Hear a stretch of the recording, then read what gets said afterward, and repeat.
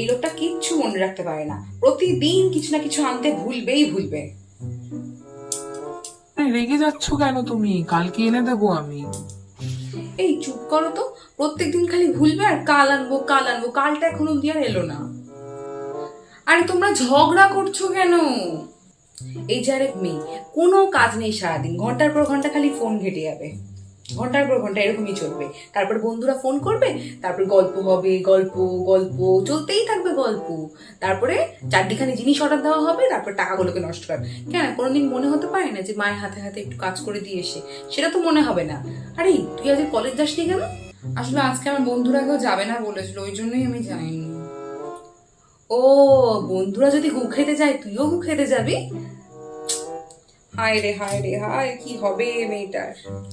আমি কি করলাম? না না না না না না, আপনি তো এবারে মহারানী, আর আমি আমি হলাম চাকরানী এবারে। আপনি বলুন কি খাবেন, আপনার আহারের ব্যবস্থা করি। যত সব।